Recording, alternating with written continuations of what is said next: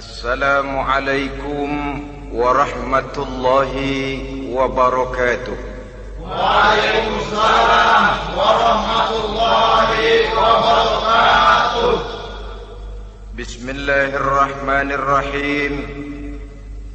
Alhamdulillahi rabbil alamin.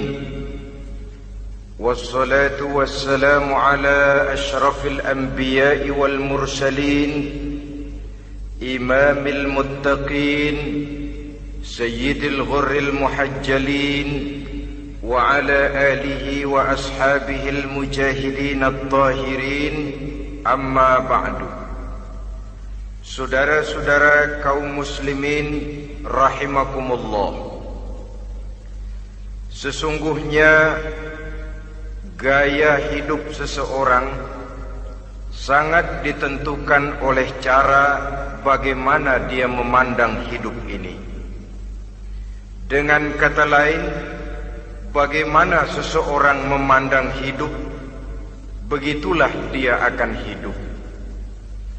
Oleh sebab itu, untuk mengubah keadaan seseorang harus diawali lebih dahulu dengan mengubah caranya memandang kehidupan ini.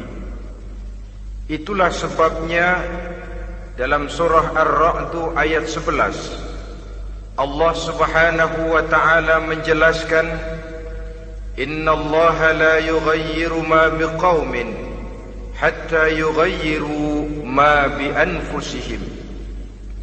Allah Subhanahu wa ta'ala tidak akan mengubah nasib dan keadaan satu kaum sampai kaum itu berusaha mengubah apa yang ada di dalam diri mereka sendiri.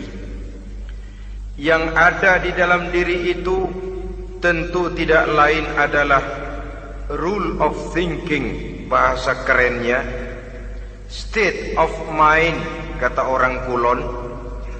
Cara berpikir, cara memandang kehidupan yang akan sangat mewarnai cara orang menjalani kehidupan itu sendiri. Oleh karena itu, pada pertemuan kali ini kita akan membicarakan tentang dasar dan tujuan hidup dari seorang muslim di dalam kehidupan ini. Yang pertama, tentang dasar dan landasan hidup. Seorang muslim tak dapat lain mendasarkan kehidupannya dengan Islam. Di dalam mendasari kehidupan dengan Islam ini, Allah Subhanahu wa ta'ala menuntut, Ya ayyuhalladzina amanu dkhulu fis silmi kafah. Hai orang-orang yang beriman, masuklah kamu ke dalam Islam itu secara total, secara utuh, secara seluruhnya. Jangan separuh-separuh, jangan sepotong-sepotong. Mendasari hidup dengan Islam artinya menjadikan Islam sebagai way of life, sebagai rule of thinking, sebagai state of mind di dalam kita memecahkan problema-problema kehidupan, sehingga tidak satu persoalan hidup yang bagaimanapun kecilnya sekalipun yang tidak tersentuh oleh nilai-nilai ajaran agama Islam ini. Kemudian di dalam mendasarkan hidupnya dengan Islam, ia mempunyai satu keyakinan. Pertama, Islam sebagai dasar hidupnya adalah agama yang sesuai dengan fitrah daripada manusia. Allah Subhanahu wa ta'ala pencipta manusia. Allah Subhanahu wa ta'ala yang menurunkan agama Islam. Oleh sebab itu, tentu saja seluruh konsepsi Islam ini sudah diukur sedemikian rupa sesuai dengan kemampuan yang dimiliki oleh manusia. Secara logika bisa kita katakan, pabrik mobil di Jerman misalnya bikin mobil namanya Mercy. Seiring dengan itu dikeluarkannya buku petunjuk. Mobil ini bernama Mercy, kecepatan maksimal sekian ratus kilometer per jam, daya angkutnya sekian ratus kilogram, kalau rusak memperbaikinya ini onderdilnya itu umpamanya. Karena pabriknya yang bikin mobil, lalu pabriknya juga yang mengeluarkan buku petunjuk, tentu buku itu sesuai benar untuk mobilnya. Dan logika mengatakan tidak bisa kita punya mobil Mercy rusak, kita perbaiki dengan menggunakan buku petunjuk yang dikeluarkan oleh pabrik mobil Fiat. Tentu saja mobil makin rusak, acak-acakan dan tidak karu-karuan. Ini artinya, jikalau manusia ingin baik, jikalau manusia ingin mencapai sesuatu yang bernama bahagia, dia harus mengikuti petunjuk yang dikeluarkan oleh yang menciptakan manusia. Dan petunjuk-petunjuk itu telah turun dalam satu konsepsi yang bernama Islam yang sesuai dengan fitrah manusia. Yang kedua, oleh karena keyakinannya bahwa Islam sesuai dengan fitrah manusia, ia pun berkeyakinan bahwa Islam adalah agama untuk seluruh manusia, universal. Walaupun ia diturunkan di tanah Arab, tetapi ia bukanlah agama hanya untuk orang Arab semata-mata. Keyakinan ini perlu ditegakkan kembali, oleh karena akhir-akhir ini muncul pendapat-pendapat yang menganggap seolah-olah agama itu barang impor. Persilahkan saja kalau memang itu merupakan keyakinannya, tetapi menganggap agama sebagai barang impor sungguh merupakan satu kekeliruan yang sangat besar. Bahwa Arab sebagian besar memang Islam, jelas. Tetapi Islam bukannya Arab, itu pun harus kita akui. Kita bisa menjadi Muslim yang baik tanpa perlu menjadi orang Arab. Dengan kata lain, kita bisa menjadi Muslim yang baik dengan tetap menjadi warga negara Indonesia yang baik. Bahwa Al-Quran diturunkan dalam bahasa Arab oleh karena memang ia turun di tanah Arab. Buktinya apa? Walaupun Quran dalam bahasa Arab, tidak satu pun ayat Quran yang ditujukan kepada orang Arab semata-mata. Tidak ada ayat ya ayyuhal arabiyun, hai orang-orang Arab. Tidak ada. Yang ada malah ya ayyuhan nas, wahai manusia. Manusia yang mana? Yang mana saja asal merasa manusia. Kalau tidak merasa manusia, tidak usah terpanggil dengan ayat tadi. Maka dalam mendasari hidup dengan Islam, kita berkeyakinan Islam adalah agama untuk seluruh manusia. Yang ketiga, di dalam mendasari hidup dengan Islam, kita berkeyakinan Islam adalah agama terakhir yang diturunkan kepada Rasul terakhir. Tidak ada Rasul dan Nabi sesudah Nabi Muhammad, dan tidak ada agama lagi sesudah agama Islam. Dasar-dasar keyakinan ini melembaga dalam pribadi kita, membentuk satu keyakinan yang mendasari kehidupan ini, sehingga tidak satu problema yang bagaimanapun kecilnya dalam kehidupan yang tidak tersentuh oleh nilai-nilai Islam. Sejak kita tidur sampai kita bangun tidur, bahkan tidur itu sendiri, dan seluruh kegiatan kehidupan yang kita laksanakan dalam 24 jam, tidak satu pun yang tidak tersentuh oleh nilai-nilai Islam. Inilah pandangan hidup Muslim. Jawaban seorang Muslim terhadap problema-problema kehidupan yang dihadapinya, yang di dalam menjawab problema itu ia Islam oriented, berorientasi kepada nilai-nilai Islam. Apa kata Islam tentang pekerjaan yang dihadapinya? Halal kata Islam, halallah dia katakan. Haram kata Islam, haram dia katakan. Islam oriented. Barometer dalam perbuatannya tidak lain daripada nilai-nilai Islam itu sendiri. Dan kemudian di dalam mendasari kehidupan dengan Islam, ia berkeyakinan Islam adalah satu-satunya agama yang benar. Bahasa kerennya, Islam is the single one, the true religion behind the God. Satu-satunya. Keyakinan ini kelihatannya subjektif, tapi memang inilah pokok daripada kehidupan beragama. Saudara-saudara kaum muslimin rahimakumullah, kalau itulah dasar daripada kehidupan kita sebagai muslim, apa yang menjadi landasannya? Kalau dasar hidup kita Islam, maka landasan hidup kita tidak lain adalah Al-Quran dan Sunnah Rasulullah Sallallahu Alaihi Wasallam. Dunia penuh dengan orang-orang besar, dan setiap orang-orang besar itu mempunyai ajaran-ajaran yang pernah jaya, pernah dikumandangkan, didengung-dengungkan, naik ke panggung sejarah untuk kemudian tenggelam. Satu ajaran hanya akan langgeng, satu ajaran hanya akan tahan lama apabila dia turun dari sumber yang serba maha. Kalau dia turun dari manusia, maka sifatnya hanya musim.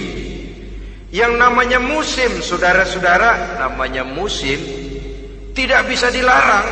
Tapi kalau sudah selesai, habis sendirian. Itu musim namanya. Musim rambutan. Kalau datang musim rambutan, apa bisa dilarang? Gak boleh musim rambutan. Ya tidak bisa, dia akan tumbuh terus. Tapi manakala musimnya habis, habis. Begitulah nasib dari ajaran yang nisbi, relatif dan temporer apabila dia bersumber dari manusia.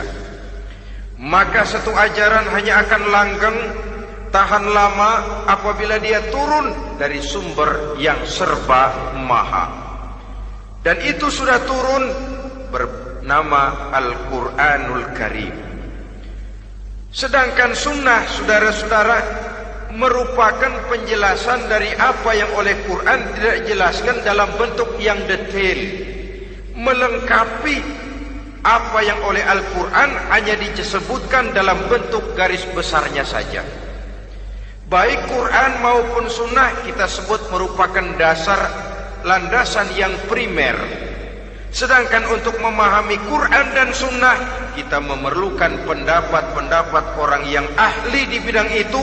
Dalam hal ini kita sebut saja dengan ulama. Dan ini merupakan sumber yang sekunder dari landasan hidup kita sebagai seorang muslim. Dua rel ini, Quran dan sunnah, merupakan landasan di mana kereta api Islam ini berjalan. Quran dan sunnah. Saudara-saudara kaum muslimin rahimakumullah, oleh karenanya marilah kita menjadikan Quran dan sunnah ini sebagai imam di dalam kehidupan kita. Bukankah Rasulullah sallallahu alaihi wasallam pernah memberikan pilihan, man ja'alal Qur'ana amamahu qadahu ilal jannah wa man ja'alal Qur'ana khalfahu saqahu ilan nar. Siapa yang meletakkan Quran di depannya, dijadikannya Quran sebagai imam dan dia sebagai makmum, maka Al-Quran akan membimbing dia ke surga. Ya, surga di dunia ini, lebih-lebih lagi surga di akhirat nanti. Sebaliknya, وَمَنْ جَعَلَ الْقُرْآنَ خَلْفَهُ, siapa yang meletakkan Quran di belakangnya, dia belakangi ajaran dan konsepsi Al-Quran, dia tinggalkan perintah-perintah Al-Quran, maka Al-Quran yang dibelakanginya itu akan mendorong dia ke neraka. Neraka dunia, lebih-lebih neraka di akhirat nanti. Pilihan terserah kita. Jikalau kita mau menjadikan Quran sebagai imam, artinya kita menjadi makmum. Resikonya dimanapun, makmum wajib ikut imam. Imam takbir, makmum takbir, imam ruku, makmum ruku, imam i'tidal, makmum i'tidal. Jikalau Quran imam kita dan kita adalah makmum, maka itu berarti jikalau ke barat komando Quran, ke barat kita pergi. Jikalau ke timur kata Quran, ke timur kita menuju. Jikalau halal kata Quran, halal kita katakan. Jikalau haram kata Quran, haram kita ucapkan. Itu resikonya kita menjadi makmum, menyusun pola hidup yang lebih Qurani. Tapi sebaliknya, ke barat komando Quran, ke timur kita pergi, ke utara kata Quran, ke selatan kita menuju. Halal kata Quran malah kita tidak mau melaksanakannya. Haram kata Quran kita senang bukan main. Artinya kita mau menjadi makmum dan Quran kita jadikan sebagai makmum, kita sendiri malah mau menjadi imam. Kita paksa konsepsi Al-Quran itu supaya sesuai dengan naluri kemanusiaan kita. Mengotak-atik hukum, menghalalkan yang haram, mengharamkan yang halal. Dikala itu landasan hidup kita sudah goyah, tidak lagi sebagai landasan tempat kita bertolak, tetapi malah menjadi satu landasan yang kita injak-injak. Sesungguhnya saudara-saudara, Quran tidak akan membawa berkah, tidak akan menjadi rahmatun wa syifaun lil mu'minin, menjadi penyembuh, menjadi rahmah bagi orang-orang beriman, apabila yang kita baca itu kita injak-injak di dalam kehidupan. Upaya menyusun hidup yang lebih Qurani ini seiring dengan usaha kita menjadi warga negara yang baik. Yang saya katakan di awal tadi, tidak saling dan tidak harus saling bertentangan. Jadi dengan demikian, dasar hidup kita sebagai muslim adalah Islam, dan landasan hidup kita tidak lain adalah Al-Quran dan sunnah Rasulullah Sallallahu Alaihi Wasallam. Ini landasan tempat kita bertolak. Ini yang mewarnai gaya kehidupan kita. Apapun yang mau kita lakukan, tempat kita bertanya lebih dahulu Quran dan sunnah. Saya mau melakukan pekerjaan ini, apa kata Quran? Saya mau pergi ke tempat ini, apa kata Quran? Saya mau berusaha dengan mengerjakan perusahaan ini, apa kata Quran? Merupakan landasan daripada kehidupan kita. Ini yang saya katakan tadi, membentuk rule of thinking, state of mind, bahwa gaya kehidupan kita diwarnai oleh landasan hidup yang bertumpu pada ajaran Al-Quranul Karim dan sunnah Rasulullah Sallallahu Alaihi Wasallam. Baiklah ya, ini yang pertama tentang dasar dan landasan hidup. Yang kedua tentang tujuan hidup. Kalau sudah ada landasan tempat kita bertolak, lalu kemana pantai yang akan kita tuju? Mau apa sih kita hidup ini? Berleha-leha, menjalani acara rutin, bangun tidur sampai tidur lagi, kemudian besok begitu lagi, sampai menunggu datangnya sang ajal? Atau ada satu tujuan yang akan kita capai di dalam kehidupan ini? Apabila kita teliti, maka Al-Quran mengajarkan tujuan hidup setiap muslim pada dasarnya ada dua. Pertama, kita sebut saja tujuan jangka pendek. Tujuan jangka pendek itu sasarannya dunia sekarang ini. Bentuknya horizontal, targetnya agar setiap pribadi muslim menjadi rahmatan lil alamin, rahmah bagi lingkungannya. Inilah yang oleh agama dinamakan hablum minan nas, yang isinya adalah ilmu dan peradaban. Jadi dunia dan seluruh isinya merupakan tujuan jangka pendek saja.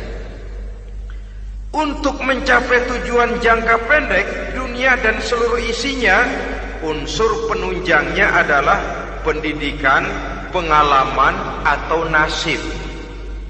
Makin tinggi pendidikan, makin mudah menjangkau hidup. Makin banyak pengalaman, makin mudah menguasai dunia.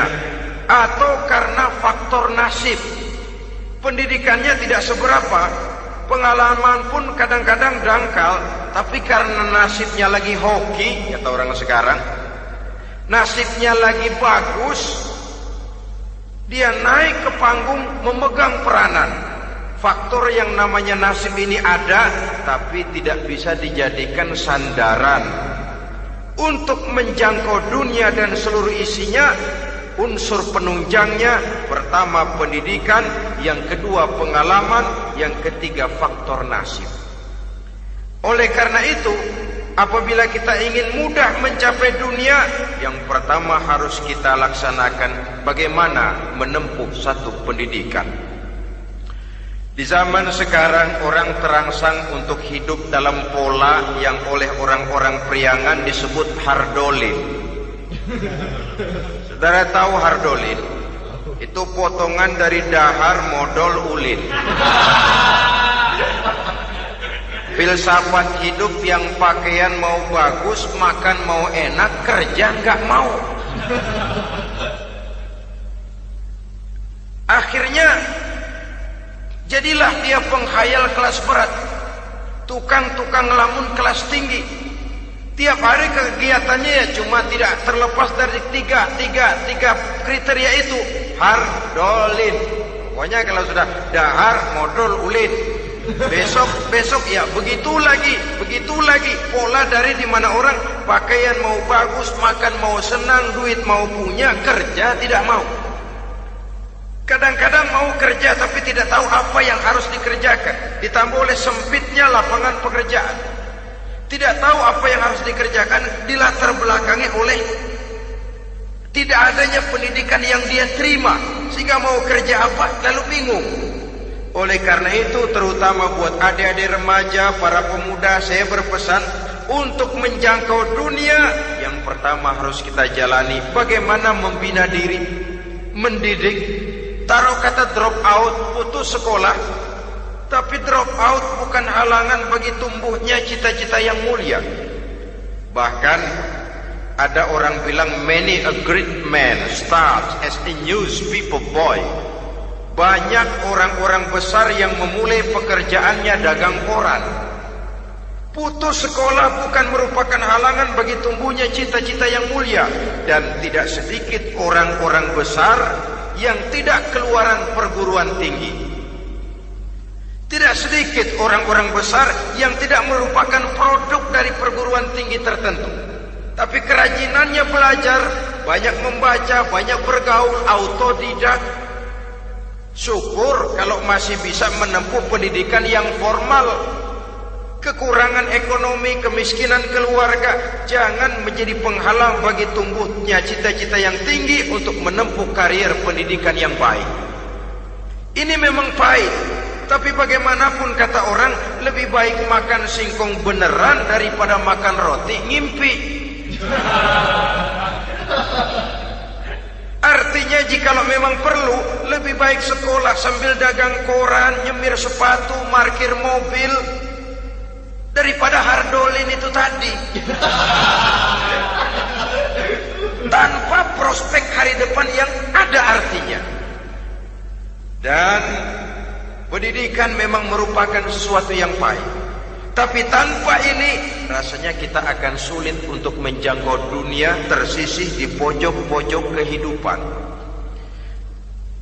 Jangan lalu bilang, manusia kan rezekinya sudah dijamin oleh Allah. Ayam saja ada rezekinya, of course.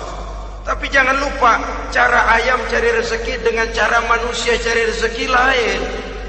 Kalau ayam cari rezeki dari tahun atu, modalnya cuma ceker sama patok. Kalau ayam mah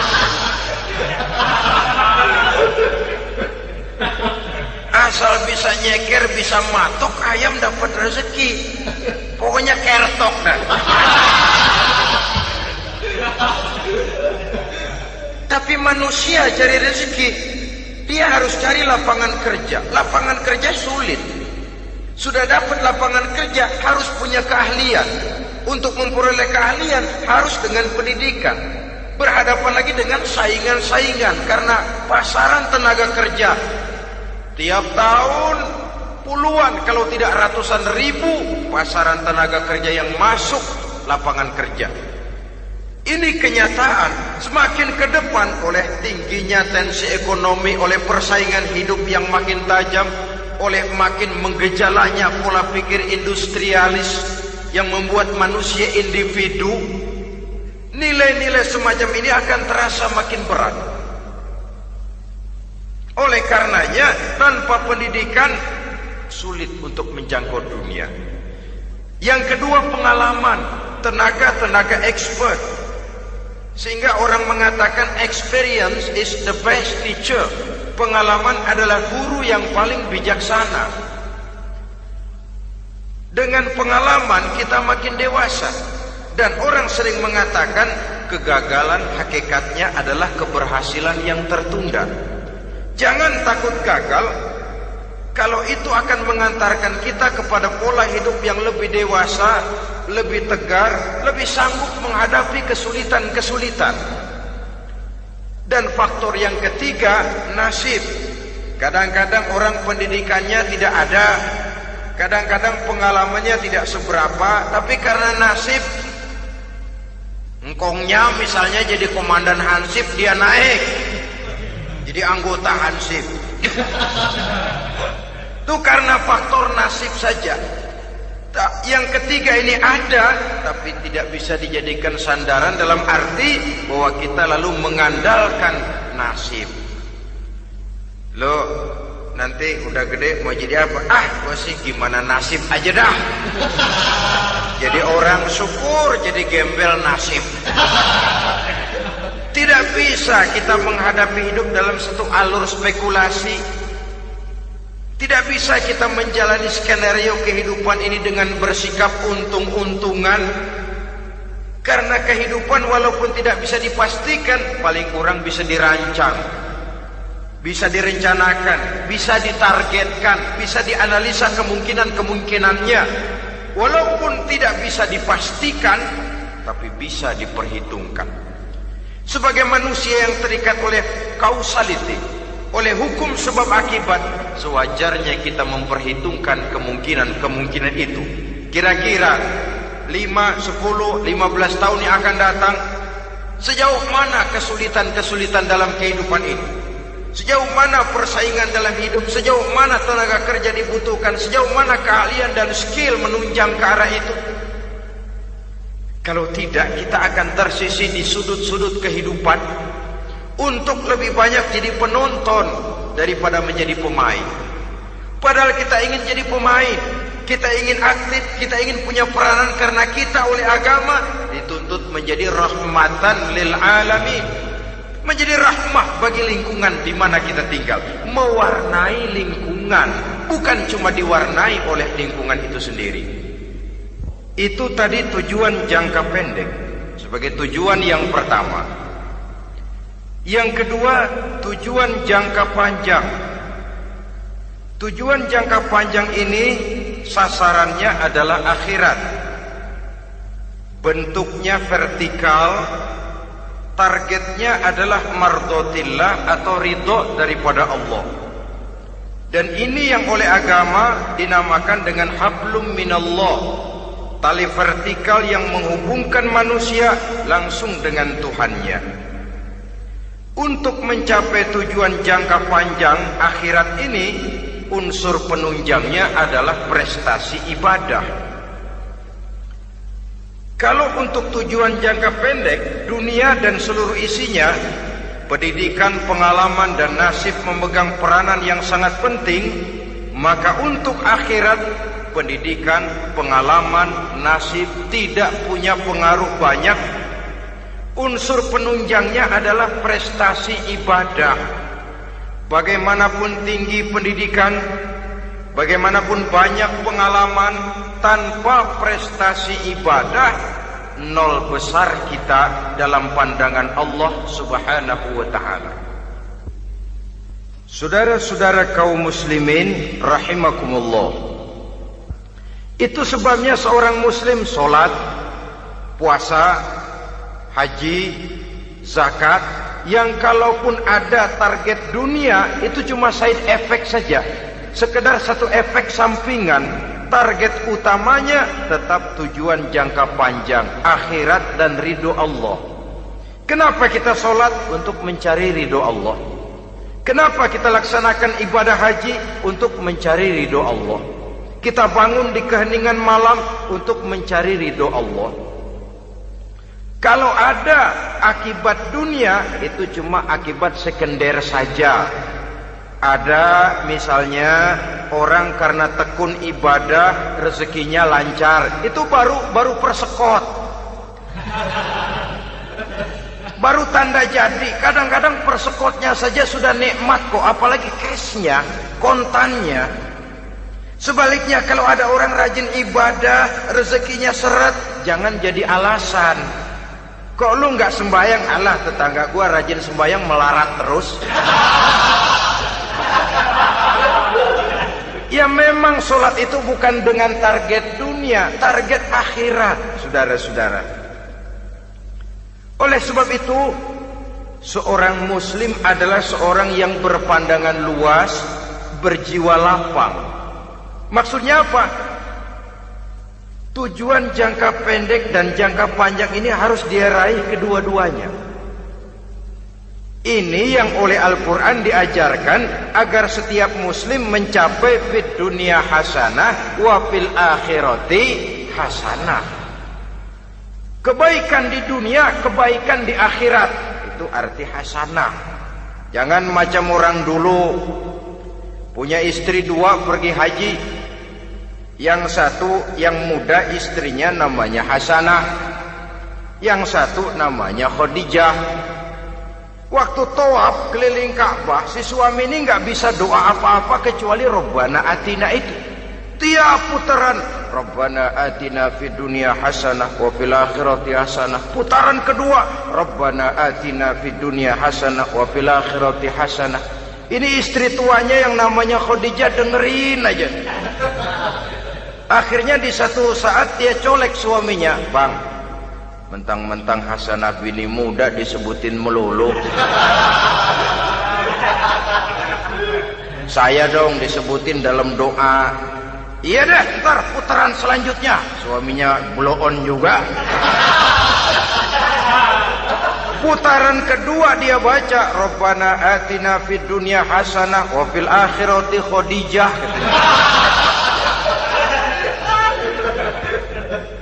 Saudara-saudara, itu makna refleksi daripada doa tadi itu, doa sapu jagat. Kita ingin fid dunya hasanah wa fil akhirati hasanah. Tujuan jangka pendek dunia tercapai, tujuan jangka panjang akhirat dan ridho Allah juga tergapai. Oleh sebab itu Al-Quran menjelaskan, wabtaghi fima atakallahu ad-daral akhirah wa la tansa nasibaka minad dunya. Dengan karunia yang diberikan Allah kepadamu, carilah bahagia akhirat. Wala tansa nasibaka minad dunya, tetapi jangan lupakan bagianmu dalam kehidupan di dunia ini. Cari akhirat, utamakan akhirat dengan tidak usah melupakan jatahmu di dunia. Kenapa saya katakan seorang muslim berjiwa besar? Sebab andai kata dia gagal mencapai tujuan jangka pendek, andai kata dia gagal di dunia, dan dia oleh Islam diajarkan jangan sampai gagal, tapi andai kata dia gagal, dia masih punya tujuan jangka panjang, akhirat dan ridho Allah. Dia masih bisa menghibur diri, biarlah di dunia kita sederhana, bahkan biarlah susah di dunia, asal di akhirat kita bahagia. Orang yang tidak punya pandangan hidup semacam ini, surgalah dunia ini.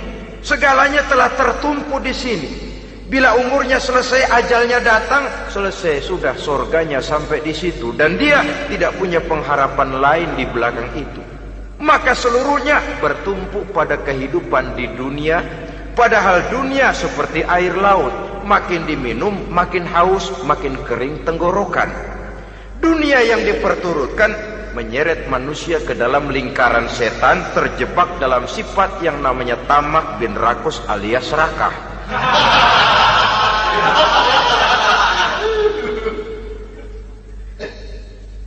kata dia gagal untuk tujuan jangka pendek, dia masih punya tujuan jangka panjang, akhirat. Dia masih sanggup berkata, biar di dunia kita sederhana, bahkan biar kebelangsak sengsara susah di dunia, asal di akhirat kita bisa bahagia. Kan masih ada harapan.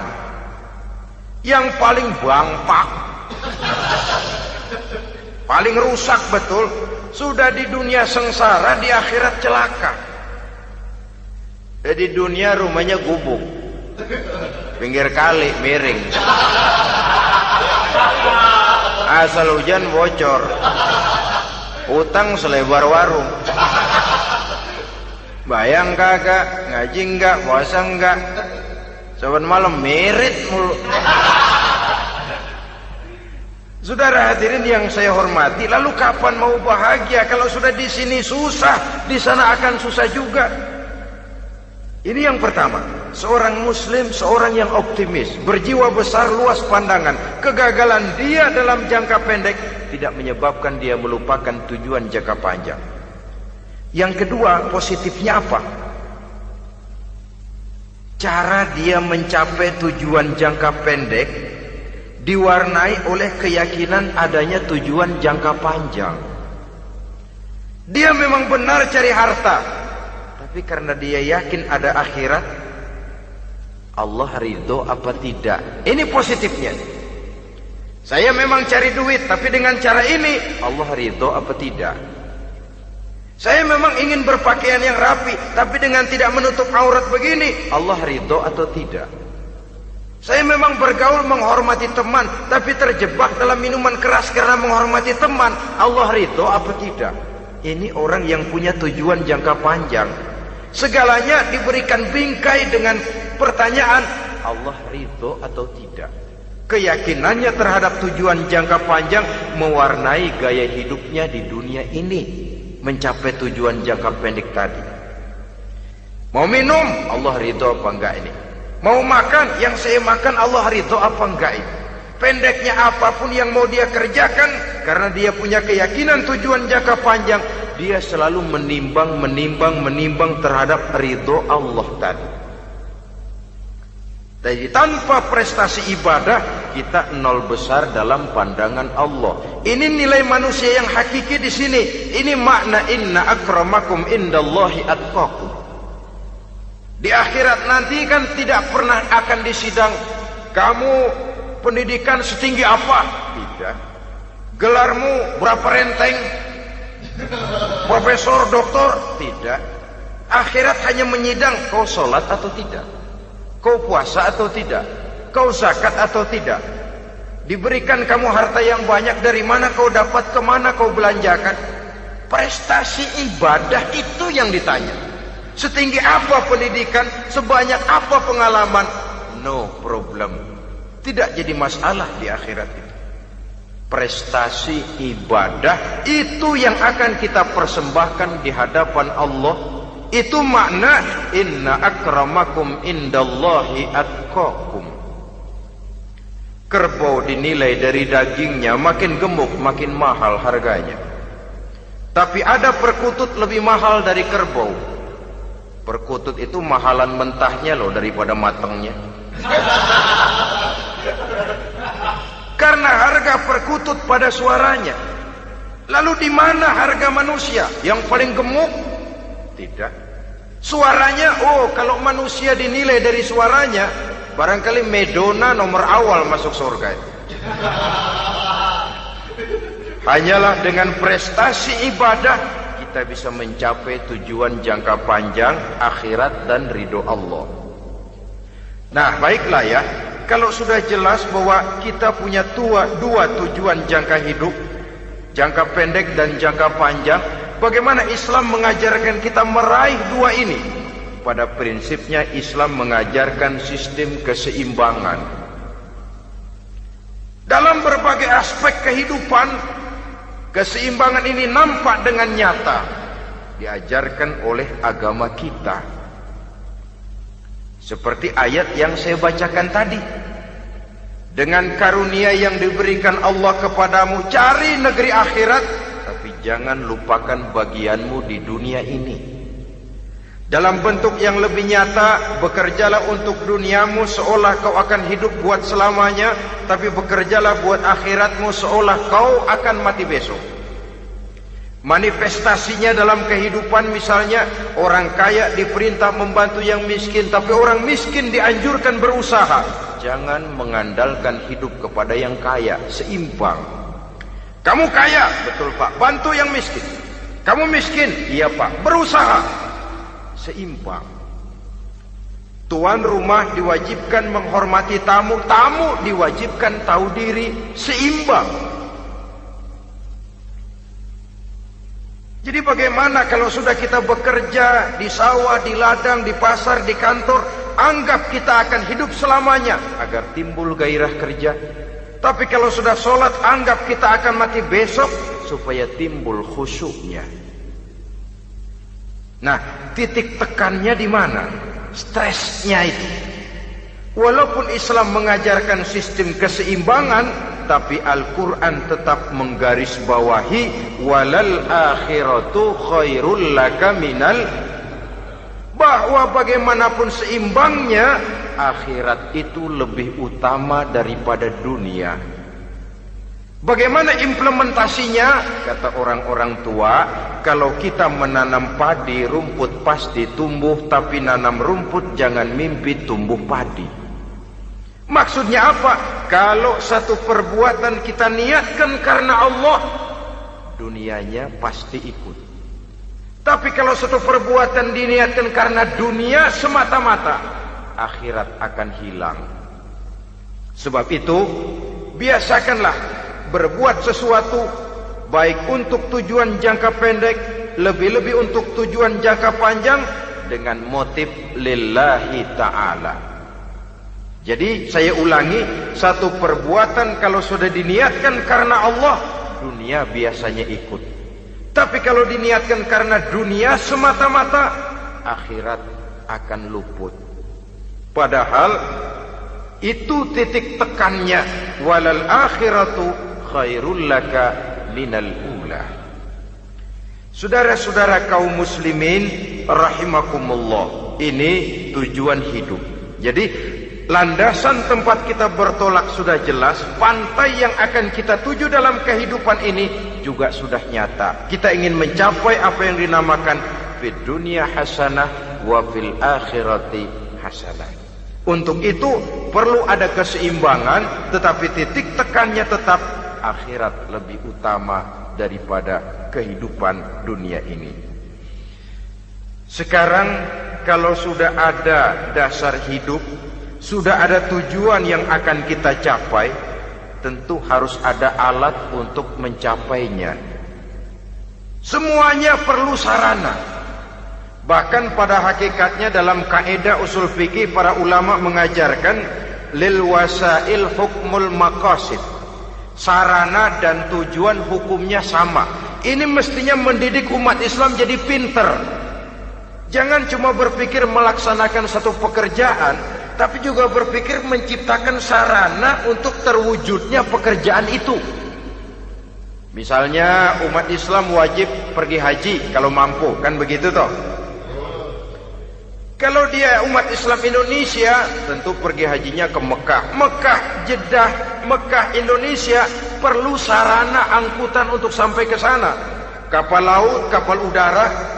Artinya umat Islam harus maju di bidang teknologi, bisa menciptakan pesawat, bisa menciptakan kapal laut, sarana yang akan menyampaikan dia untuk bisa melaksanakan ibadah haji. Selama ini kita bertumpu kepada pemikiran, pokoknya kan yang penting gue pergi haji, pakai apa kayak gue punya duit. Dari segi pribadi memang barangkali begitu. Tapi sebagai umat yang harus mencapai kemajuan, apabila diperintahkan melaksanakan sesuatu, kita pun hakikatnya dituntut menciptakan sarana untuk menunjang pelaksanaan sesuatu itu sendiri. Agama mengajarkan an-nazafatu minal iman, kebersihan sebagian daripada iman. Siapa yang menciptakan mesin cuci, sabun-sabun kelas, deterjen, rinso dan lain sebagainya? Siapa yang menciptakan air condition, pembersih ruangan? Kita hanya berpikir pokoknya kan bersih, mau pakai apa kek. Kita jarang yang berpikir kepada pewujudan teknologi modern untuk menerjemahkan hadis itu. Syukurlah belakangan ini sudah muncul teknokrat-teknokrat muslim yang dijiwai oleh semangat Al-Quran membuka tabir rahasia konsepsi Islam di lapangan teknologi modern yang makin lama makin menunjukkan tuntutan kebutuhan daripada umat itu sendiri. Dengan demikian, apabila ada tujuan hidup, kita memerlukan alat untuk mencapai tujuan tadi. Supaya tujuan fid dunya hasanah wa fil akhirati hasanah tercapai, apa alat yang harus kita pakai? Kita lihat surah At-Taubah ayat 111 memberikan jawaban. Innallaha ashtara minal mu'minina anfusahum wa amwalahum bi anna lahumul jannah. Sesungguhnya Allah telah membeli dari orang-orang beriman diri mereka, harta mereka, bahwa sesungguhnya bagi mereka adalah surga. Coba kita simak ayat ini sejenak, akan nampak dengan jelas bahwa ayat ini hakikatnya merupakan satu transaksi yang nyata benar antara kita dengan Allah. Transaksi jual beli sudah terjadi, dan itu langsung dengan Allah, tertuang dalam pernyataan Quran. Pembeli Allah, penjual kita orang-orang beriman, dagangannya adalah anfus dan amwal, harganya adalah surga. Itu sudah tanda tangan pernyataan kita siap jual beli ya Allah. Apalagi baiat kita apa? Inna solati wa nusuki wa mahyaya wa mamati lillahi rabbil alamin. Solatku, ibadahku, hidup dan matiku cuma untuk Allah Tuhan seluruh sekalian alam. Minimalnya 5 kali sehari semalam baiat ini kita ulang dan kita ulang. Kenapa lalu kita tidak konsekuen? Dalam konteksnya dengan persoalan, maka alat hidup kita itu ada 2. Pertama, anfus. Ini bentuk mufrad dari jamaknya, bentuk jamak dari mufrad nafsun. Biasa diterjemahkan dengan diri. Yang dimaksud dengan diri adalah kepribadian. Yang dimaksud dengan kepribadian ialah kekayaan yang kita miliki dalam kepribadian kita. Artinya bisa tenaga, pikiran, konsep, gagasan, wewenang, ide, pangkat, jabatan, kemampuan, keahlian, skill, itu semuanya masuk ke dalam anfus, diri. Sedangkan amwal bentuk jamak dari mufrad malun, biasa diterjemahkan dengan harta.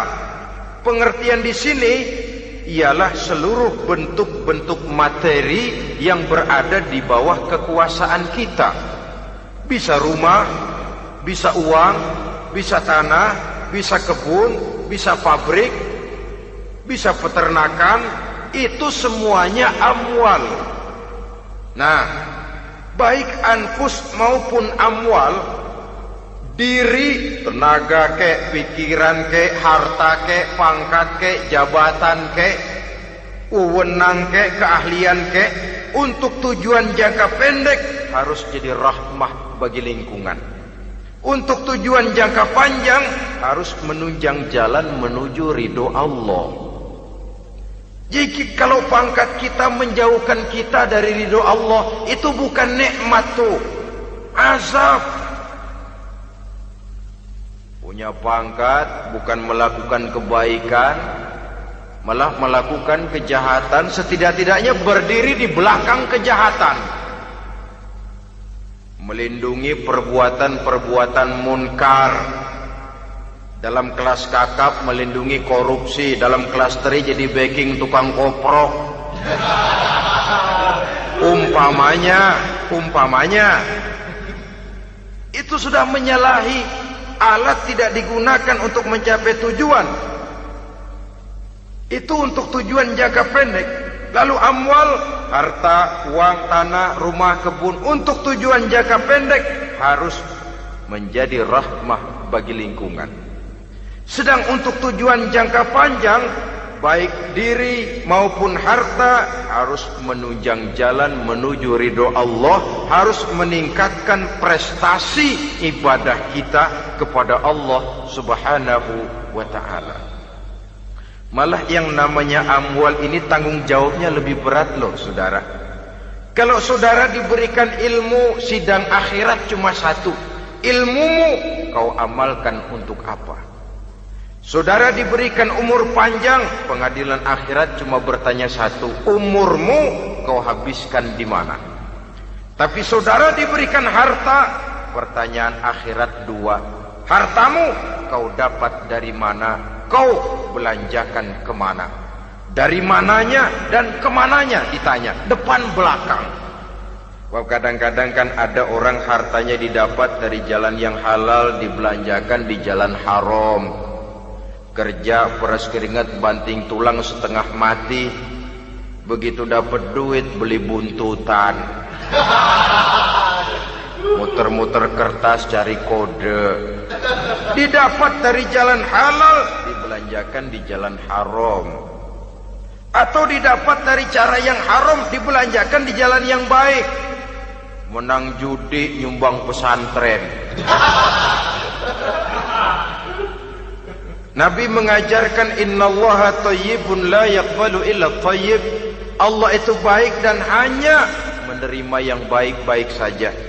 Tidak bisa mencuci kain dengan air najis. Kain akan tetap kotor. Saudara-saudara kaum muslimin rahimakumullah. Oleh karenanya masalahnya terpulang kepada kita, pandai-pandailah membagi orientasi. Suatu saat tenggelam kita dalam kesibukan dunia dan seluruh isinya untuk mencapai tujuan jangka pendek. Lain saat tenggelam kita memfanakan diri untuk mencapai tujuan jangka panjang, akhirat dan ridho Allah. Karena kehidupan ini bukan berjalan tanpa batas. Umur ini bukan satu karunia tanpa pertanggungan jawab. Satu saat setuju atau tidak, rela atau terpaksa, kita akan sampai kepada garis finish daripada perjalanan kehidupan dunia ini, yang memang merupakan satu perjalanan panjang, a walking tall. Kata orang Kulon, a walking tall, satu jalan yang demikian jauhnya. Entoh kita akan sampai ke garis finish. Bila datang ajal, senja kehidupan datang, malam menyelimuti. Datangnya tidak pernah kita sangka, tapi sekali dia datang, tidak satu kekuatan yang bisa menolak. Kehadirannya tidak pernah kita harapkan, tapi satu kali dia datang bertamu, pasti terjadi. Dan itu pasti akan kita temui. Alangkah malangnya pada saat kembali itu datang, kita tidak punya prestasi ibadah. Lalu apa artinya prestasi dunia? Apa artinya tujuan jangka pendek kalau kita harus kehilangan tujuan jangka panjang? Rumah kita yang besar, pangkat kita yang tinggi, harta kita yang banyak, bisakah menolong kita untuk kalau sudah kumpul di padang mahsyar nanti? Malaikat, jangan gebugin saya, rumah saya harga 2 miliar.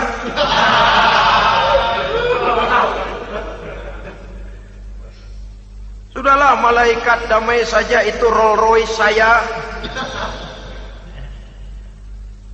Pakai saja malaikat, pakai.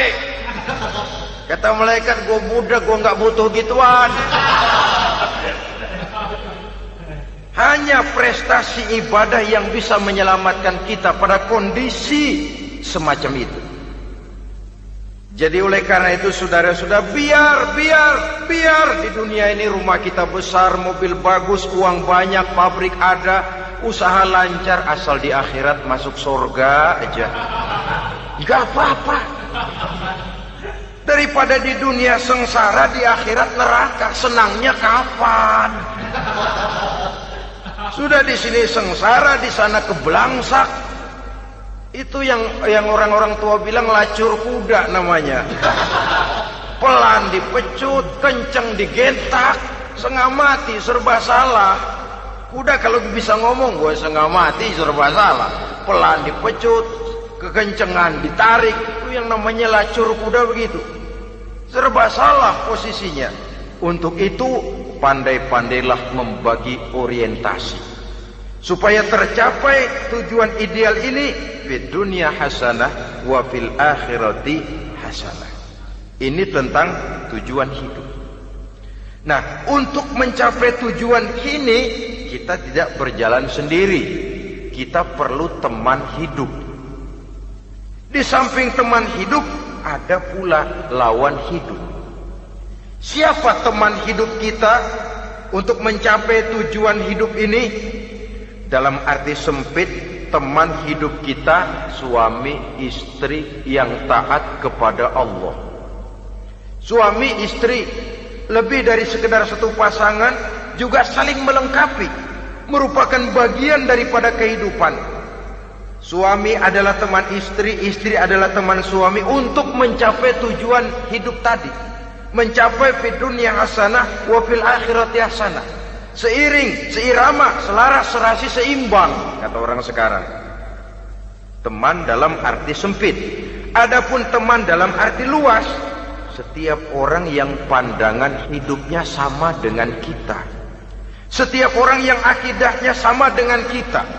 Terlepas dari suku bangsa apapun, warna kulit apapun, bahasa apapun, jikalau keyakinannya sama, pandangan hidupnya sama, dia adalah saudara kita dalam artian yang luas. Islam tidak kenal teritorial, maka tidak ada itu Islam Jepang. Ya walaupun secara formalnya ada, tapi informal Muslim adalah Muslim, diikat dengan akidah. Itu teman hidup. Lalu lawan hidup siapa? Pertama iblis, dalam segala bentuk dan implementasinya. Yang kedua, setiap orang yang pandangan hidupnya tidak sama dengan kita secara ideologis, itulah lawan hidup kita. Maka yang teman jadikan teman, yang lawan jadikan lawan. Jangan teman dijadikan lawan, lawan dijadikan teman. Itu namanya kopiah dipasang di kaki, pak bakyak naik ke jidat. Wajar kalau kepala lalu jadi benjol. Salah milih teman, salah cari lawan. Salah milih teman, salah cari lawan. Akibatnya kita yang akan susah di kemudian hari nanti. Saudara-saudara kaum muslimin rahimakumullah, oleh karenanya pandai-pandailah dalam hidup ini. Yang teman jadikan teman, yang lawan jadikan lawan. Kalau lawan kita jadikan teman, sementara teman kita jadikan lawan, dan itu yang banyak terjadi dalam praktek kehidupan, kita tidak akan bisa mencapai tujuan karena akan tertarung di kaki sendiri. Nah, ini sajalah yang kita bicarakan pada pertemuan kali ini. Mudah-mudahan ada manfaatnya. Terima kasih atas segala perhatian. Mohon maaf atas segala kekurangan. Usikum wa nafsi bitaqwallah. Wassalamualaikum warahmatullahi wabarakatuh.